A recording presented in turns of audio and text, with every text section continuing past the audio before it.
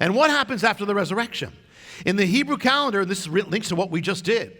Hebrew calendar, on the day of the resurrection, he rose on the day, this is 50 days ago, where they lifted up the first fruit. So he was the first fruit, and he was lifted up. It actually wasn't wheat, it was barley 50 days ago. He was lifted up as the first fruit of new life. That's what while they were lifting up the first fruit of new life. But then it begins a countdown from that very day. You have 50 days that are counted down until you reach today with a feast of Pentecost. So what does it tell you right there? Pentecost is timed to the day of the first fruit. So it means that the power of Pentecost is timed to the day of the resurrection. So what is the power of Pentecost? It's the power of the resurrection coming into your life.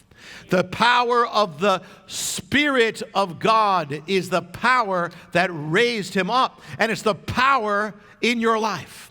So it's connected. The power of the resurrection is the power of heaven. Shemayim breaking through the barrier in your life. Messiah, now Messiah is in heaven. And the Father is in heaven. But the Spirit is specifically on earth. So the power of heaven, that's going to give you the answer to the question. The power, how to live in a world of limitations but live unlimited, is you live it by the Spirit of God, because in the Spirit is the power of heaven. Shemayim, breakthrough. The Spirit is always flowing. Why? Because you cannot contain the Spirit. You cannot bottle up the Spirit. You can't box it in. It's too big. It's infinite, so it's going to flow. It's going to flow, and those who are living in the Spirit are those who flow.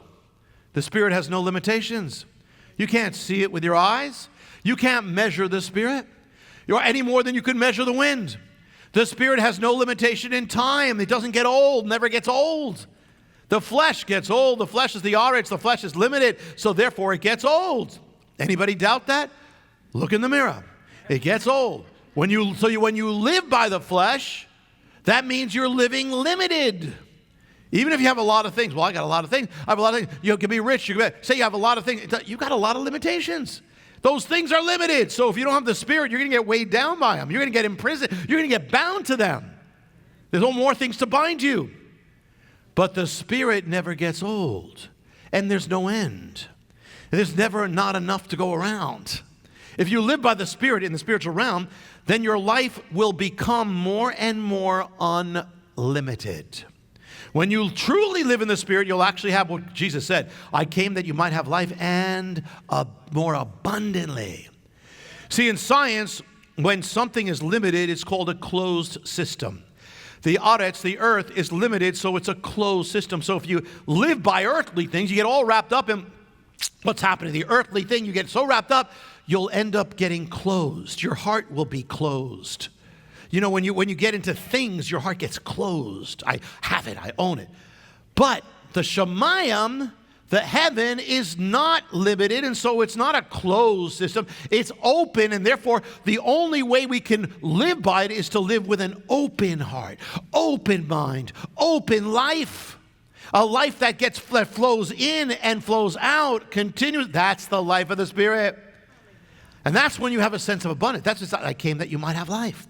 Hi, I'm Jonathan Cahn. Thanks for checking out my YouTube channel. I hope you were blessed with the video.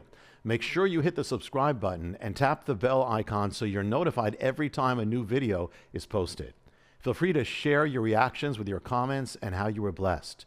And share this video with your friends. Thanks for watching. See you next time.